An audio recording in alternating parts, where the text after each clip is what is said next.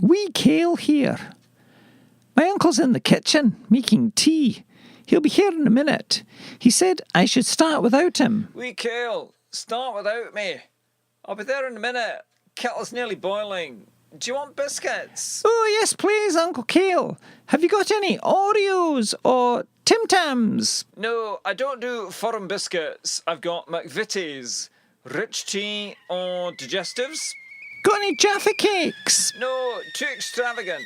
Kettle's boiling. Be with you in a minute. Keep talking to whoever's listening. No Jaffa cakes. He's so tight with his money.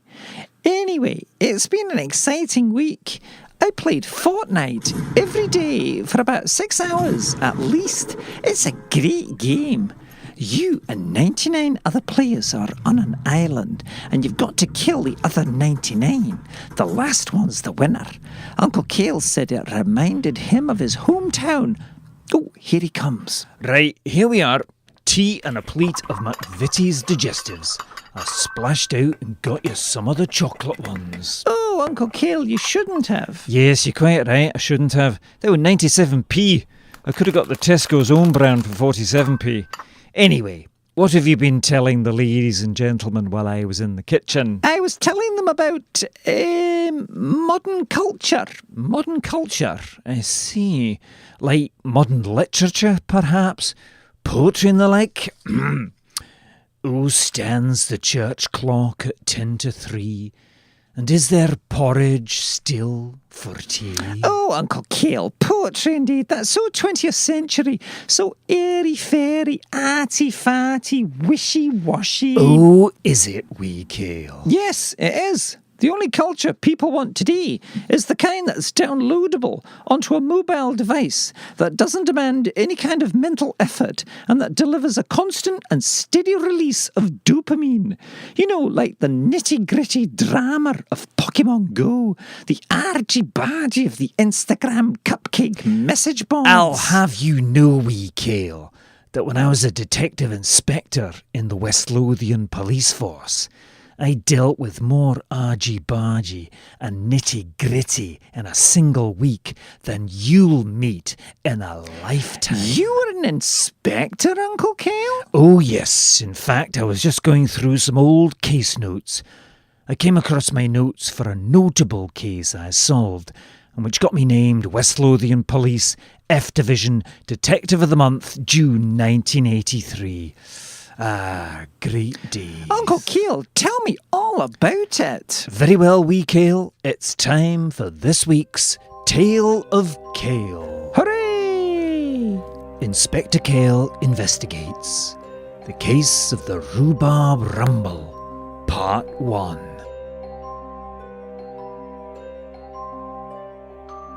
I'd been working on a long and difficult case. Although there were still a few loose ends to tie up, I decided to take a well-earned couple of weeks in the countryside, and so had rented a cottage in Thistledown Bumleigh, a small village I had visited several times before. The locals were just the right side of friendly, but never pried too deeply. I had arranged to collect the keys to the cottage from the local estate agent's office. Behind the desk was Mrs. Dorothy Bailey, a large, friendly woman in her mid-40s. She reminded me of a Labrador I had once owned. Indeed, her hair was the same shade of dirty yellow. Oh, Mr. Kale, welcome back to Thistledown Bumleigh. Nice to see you again. How have you been? Oh, hello, Mrs. Bailey. Oh, not too bad. How's life in the village these days? Oh, quiet as always. You know what Thistledown's like. I do indeed, Mrs. Bailey, which is why I like it. By the way, does the Bumleigh Arms still do their excellent lunches? Yes, they certainly do. Although for how much longer is anyone's guess. The way that Gordon Rockall treats his staff, I'm surprised anyone will work for him. Oh, what's the problem? Gordon seemed a very friendly host and a good landlord. I thought the pub was doing well. Well, I suppose it was doing well, but in the last few months, Gordon seems to be spending more time on his allotment than he does in his pub. Really? Yes, he spends every spare hour he can down there. He's very competitive, you know. Used to be a professional footballer, but had to retire due to injury. had left a bit of a chip on his shoulder. Seems to be coming out in his obsession with winning a village show prize for best vegetables. Is he a good gardener? No, he's not very good at all. That just makes him more determined.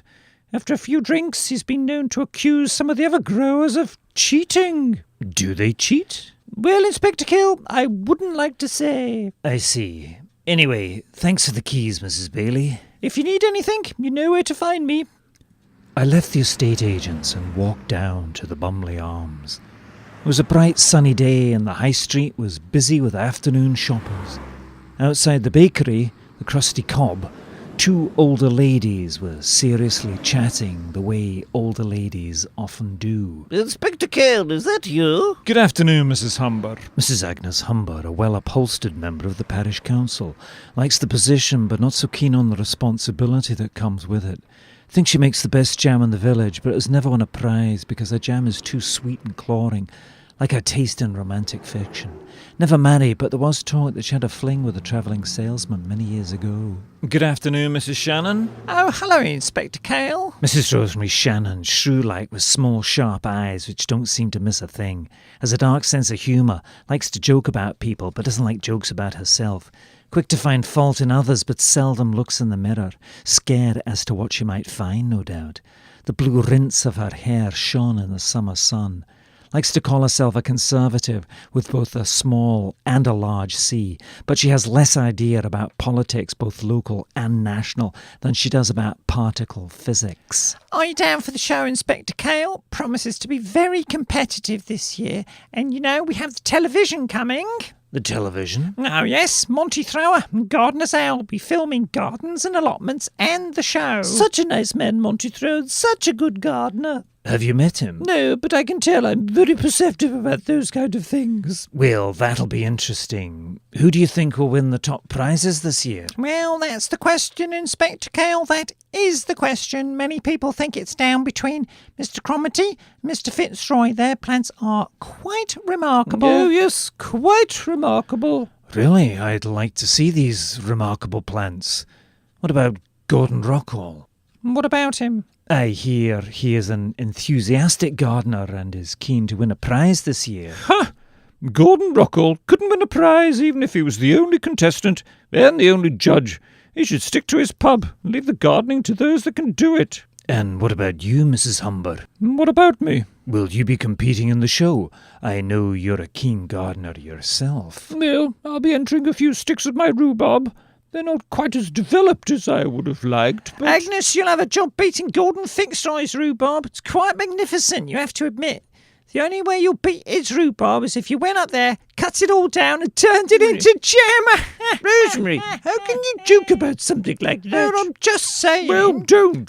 Has there ever been any cheating in the show, ladies? No, Inspector Kale, ever the policeman. Well, curious mind goes with the job, I'm afraid. So, do people cheat? Well, Inspector, between ourselves, no one's ever been caught cheating, but I wouldn't be surprised what they might give their plants to get them bigger and brighter to win a prize. You know what I mean? You mean like fertilizer and such like? Doping, Inspector. Doping? Doping. I see. But everyone is watching each other very closely in the last few weeks before the show. They're up there now, working on their allotments. Go up to the plot and you'll see what I mean. Well, maybe I will. Thank you, ladies. I left Mrs. Shannon and Mrs. Humber and drove over to the Thistledown allotments. There were several people working on their plots. I looked around for Mr. Fitzroy and Mr. Cromarty. Jack Cromarty, big fat man, blustery, red-faced, runs the village antique shop, although he buys and sells a lot more than just antiques and doesn't ask too many questions about where it comes from. Doesn't seem to have a lot of customers, but drives a Jaguar. When you talk to him, he stares a little too intently. Malcolm Fitzroy, farming supplies company rep, fertilizers, pesticides, seeds, etc. Slightly reserved, tall, thin and wiry, ferret-like, doesn't give much away. At first meeting it appears to be shyness, but in fact he just doesn't really like people. Likes gardening, but doesn't like gardeners. Avoids eye contact. I heard them, before I saw them. You think it's your country estate or something? It's my plot. It's my land. Now get off my land, you little weasel. Oh, I'll get you, Cromitty. Just you wait. Oh, I'm quaking in my boots. You come on my plot again, I'll... You'll what? Yes, Mr. Cromitty, what will you do? Inspector Kale! What's the problem here, gentlemen? Well, I found Fitzroy on my plot. Look, I was just taking a shortcut. There's no law against it, is there? Taking a shortcut, huh? I know what you were doing. You were spying, checking out my cauliflowers. You know you can't beat me this year. Probably got weed killer in his pockets, Inspector Kale. I'd search him if I were you. You're crazy, Cromitty. I don't need to cheat to win a top prize, unlike some. And what does that mean? Gentlemen, please, now calm down. It's just a few vegetables. It's just a village show. They both looked at me as if I had told them that all their years of hard work was just a waste of time, which perhaps I had. With snorts of derision, they walked away in opposite directions. I slowly followed Mr. Fitzroy over to his plot, in the middle of which was a large, well-constructed raised bed made of railway sleepers. It nurtured and protected several large, vigorous rhubarb plants, with leaves like huge green elephant ears and bright vermilion stems, tall and strong. It's even more impressive than I'd imagined, Mr. Fitzroy. That's probably the best rhubarb I've ever seen. Probably, Inspector Kale. You'd have to look pretty hard to find any rhubarb to beat mine. Mr. Fitzroy smiled to himself, the self-satisfied smile of a man who knows that he has everyone beat and the prize in the bag. What variety do you grow? Well, let's just say it's a special hybrid. How do you do it, Mr. Fitzroy? Inspector Kale, that would be telling. I hope you'll allow me to keep my rhubarb method secret, but basically it's 8% hard work. That's no secret. So, what was all that with Mr. Cromitty? Were you on his allotment? Well, Inspector Kale, to tell you the truth, I was curious to see his cauliflowers, and I knew he would never invite me to see them, so I thought I'd just go and take a quick look. I thought he was in town. You just wanted to look? Yes, I just wanted to look. I don't need to tell you, Mr. Fitzroy, that folks can get quite protective of their prize-winning vegetables, especially around showtime. No, Inspector Kale, you don't need to tell me. Now, if you'll excuse me, I'll have to feed the rhubarb. He walked off towards his shed. I left him to it. Walking back to the parking area, I saw Mr. Cromitty fussily tending over his cauliflowers and talking to them. There, me beauties. Did the nasty man upset you? I'll prepare you some nice comfy tea. Just you stay there. Mr. Cromitty, mind if I come in? Oh, Inspector Kale. No, I don't mind. No, come in. So, these are your famous cauliflowers. Amazing. I've never seen anything like them before. What variety are they? Well, Inspector, let's just say they're a special hybrid. Another special hybrid. Quite magnificent, Mr. Cromitty. How do you do it? Inspector Kale, it's not really a secret, you know. It's just hard work and a lot of tender, loving care. Well, there didn't seem to be much of that on display 10 minutes ago. Oh, you mean Fitzroy? Well, to tell you the truth, I don't really trust him. He's been in the village for nearly 5 years, but I don't really know any more about the man than I did the first time I met him. I know he likes his gardening, but that's about it. Bit of a loner. I don't trust loners. Mr. Cromitty, I know you don't agree with me on this, but I think you and him are taking all this a bit too seriously. It's just a village garden show, no reason to get angry. Inspector Kale, you don't understand. The show is the highlight of the village year. There's a lot of work and a lot of pride on the line. It brings out the best and sometimes the worst in people. How about you, Mr. Cromitty? Best or worst? I'm sorry, Inspector, but I've got to get on. I have a strict schedule for the plot, and if I fall behind... He didn't finish his sentence, but walked off to his shed. I left them all to it and made my way back to the village. I was hungry and I needed some lunch. The Bumleigh Arms is a traditional country pub. Gordon Rockall, the current landlord and owner, took over the pub about 12 years ago. Gordon was a serious sportsman in his younger days, played professionally for Tranmere Rovers for nearly 5 seasons before an injury ended his career. The bones healed after 6 months, but the loss and disappointment never really left him. Sometimes, after a few drinks, he'll look off into the distance and brood over the injury and the player who brought him down that afternoon in Prenton Park. But he had done the same on at least 2 occasions. Gordon was never really able to grow to his full potential as a player, and that's probably where his competitiveness and need to prove himself stems from. But what Gordon Rockall did not know was that the player that had broken his leg all those years ago was in Thistledown Bumleigh. Afternoon, Gordon. How you doing? Inspector Kale, welcome back to the Thistledown Arms. What can I get you? We've got the best selection of fine ales in the whole of Trumptonshire. Oh, really? So, what have you got?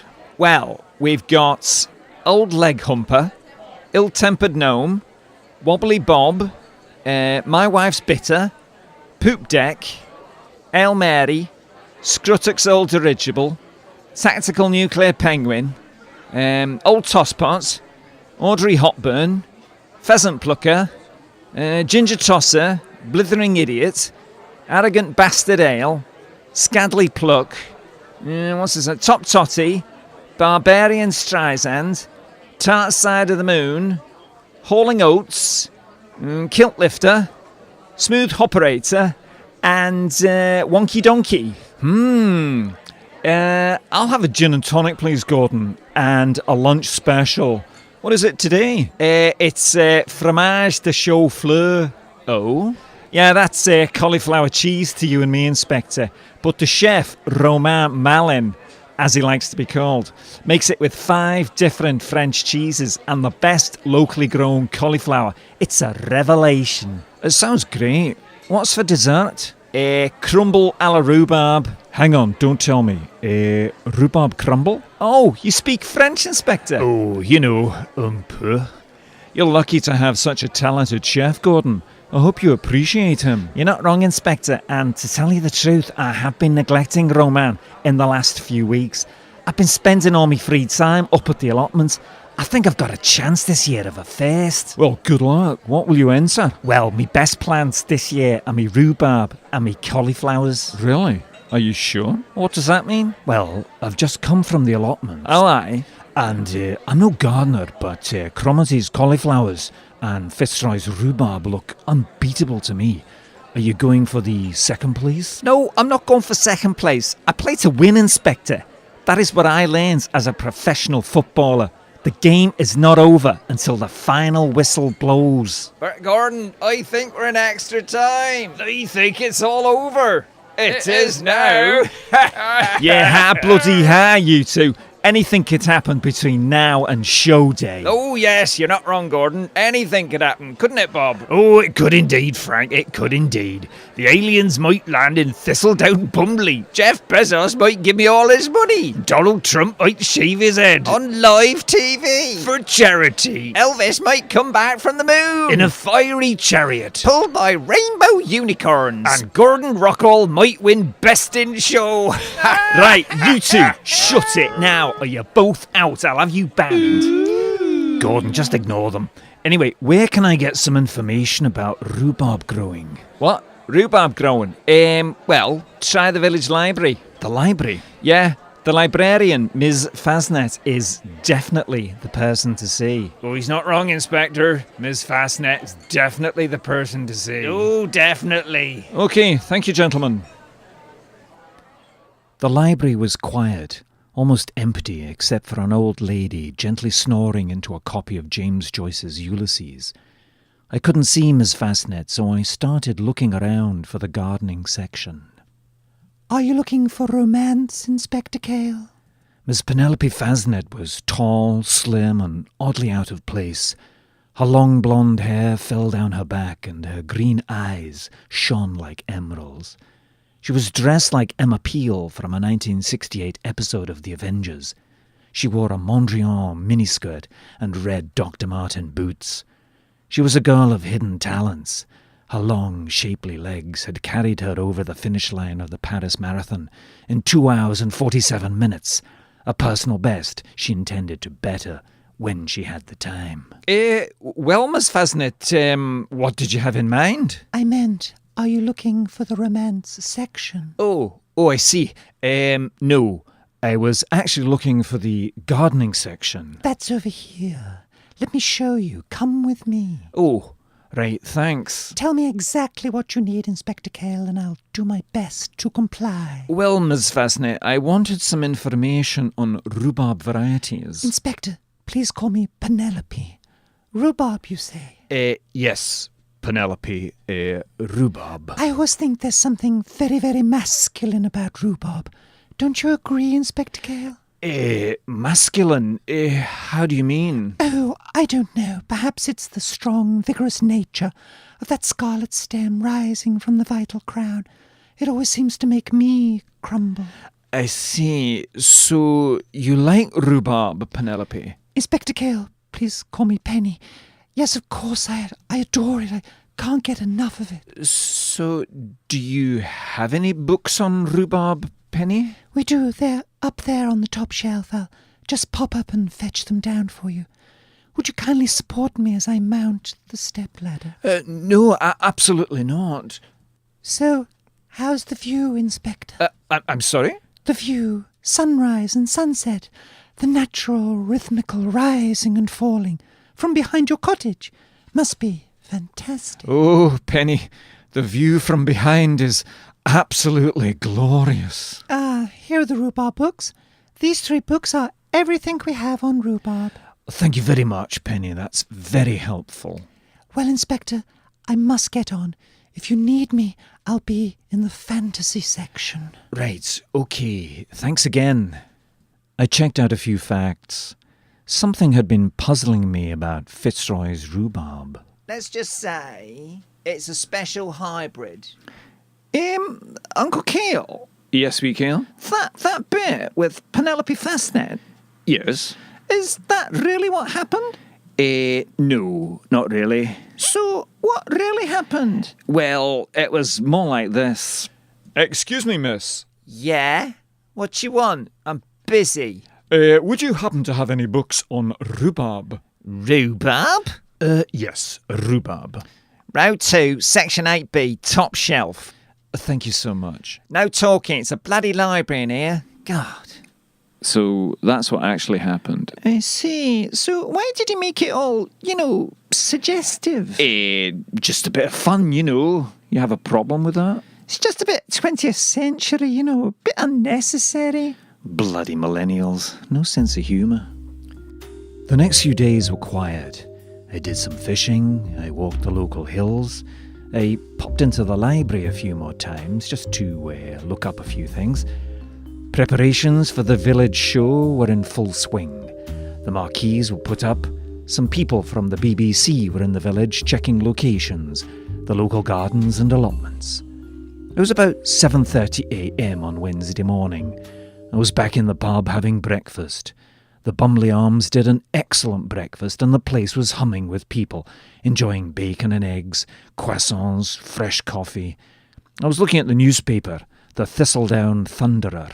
Front page story, Monty Thrower coming to Thistledown Bumleigh.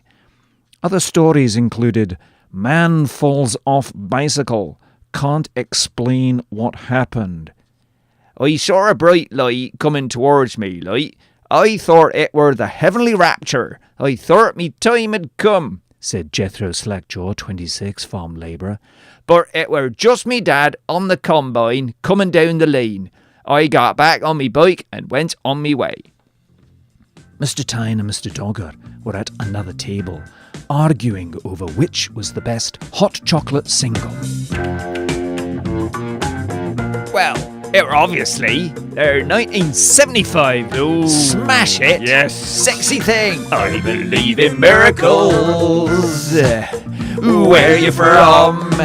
You sexy thing, sexy thing. Right, yeah, that's right. Great song, Bob. I grant you that, but you can't beat their 1982 single. Oh. It started with a kiss. Reached number 5. Oh, lovely. Thought it would come to this. It started with a kiss. Actually, gentlemen, I think you're both wrong. Surely, It was their 1978 single, Everyone's a Winner. That's no lie. That's no lie. I'd fail. Never fail to satisfy me. Oh, I think you're right, Inspector. Such a badass bass line as well. And Harvey Ainsley's guitar riff using the Roland GR500. Magic. But suddenly, our conversation about 1970s and 80s British soul was cut short. Mr. Fitzroy burst through the door, looking pale, shocked, and bewildered. Dead. Murdered. No. Cut down in his prime. No. Mr. Fitzroy, what's happened? No. Sit down. Tell me what's happened. It's gone. It's gone. Utterly destroyed. Murdered. Oh, infamy. Infamy. They've all got it. Infamy.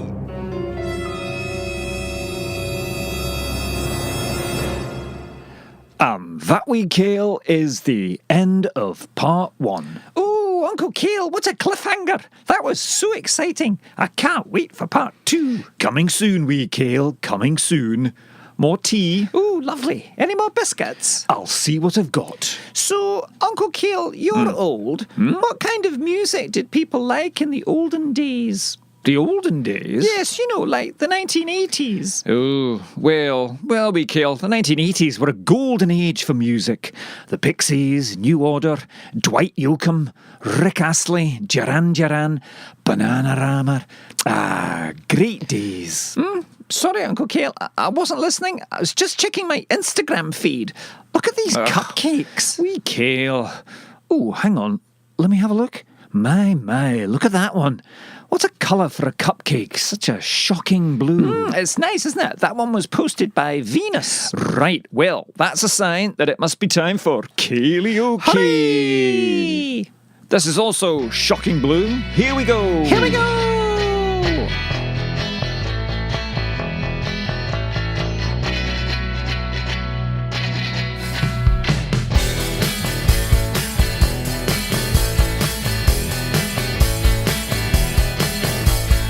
Goddess on a mountain top, burning like a silver flame, a summit of beauty and love, and Venus was her name. She's got it, yeah baby, she's got it. Well, I'm your Venus, I'm your fire, your desire. Well, I'm your Venus, I'm your fire, your desire. Oh, that's nice. Play that thing we feel. Oh, very nice.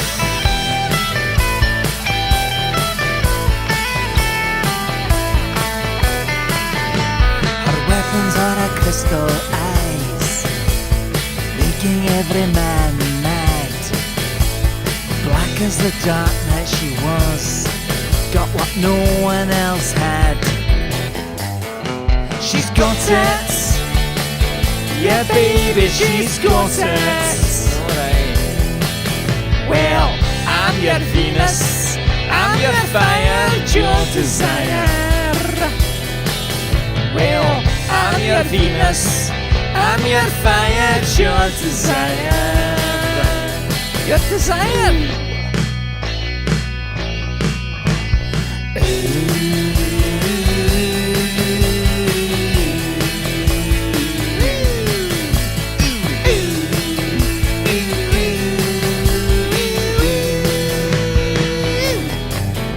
She's got it. Oh yeah, baby, she's got it. Well, I'm your Venus, I'm your fire, your desire. I'm your Venus, I'm your fire, your desire. That's what I am. What are you, Uncle Kale? Exactly. Well, you know, desire. Isn't that what you said? Something like that. Ooh, play that bass, Uncle Kale. Playing it. Very nice. Play that lead, Kale.